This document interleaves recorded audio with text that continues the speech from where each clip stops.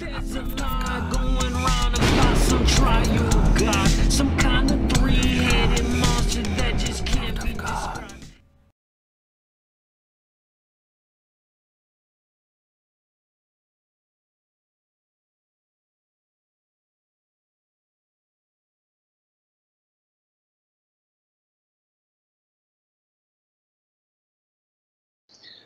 And when it comes to the early church fathers in particular, I don't see how we can really avoid saying that they were the ones who, in the providence of God, laid all the foundations for our understanding of the Trinity and of Christology.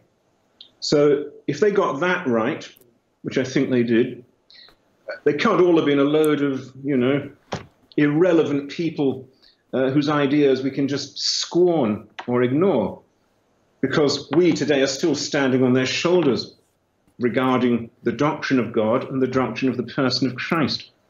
And I myself still derive a huge amount of blessing and benefit from reading the Fathers, even though I don't necessarily agree with every single thing that any particular father said. Testament now is just soaked in that language because every person writing it is a Trinitarian. It is the common faith of the people.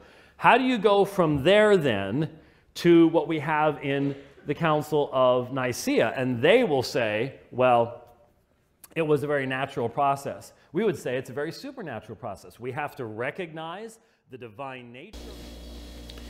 In this interview between Dr. James White, and Dr. Nick Needham, a history professor, we see something very interesting.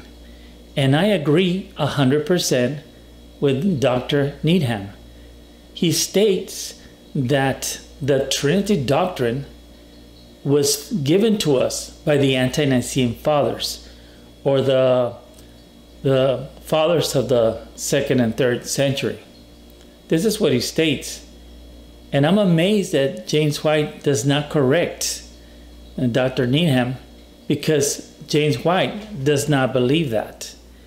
In another video where James White teaches on the history of Trinitarian theology, he states that the Trinity was given to us by the New Testament because the New Testament believers were soaked in Trinitarian theology.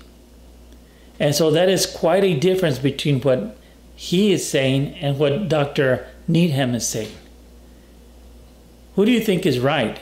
Because you can't have it both ways. My research tells us that it was the Ante-Nicene Fathers who formulated the doctrine of the Trinity. And they took it from none other than Philo of Alexandria. And I made a video to correct James White when he said that the New Testament believers were soaked with Trinitarian theology. And I disagreed with that immensely. But now we see it for ourselves, that James White himself is hearing it from someone who is more knowledgeable than him in history.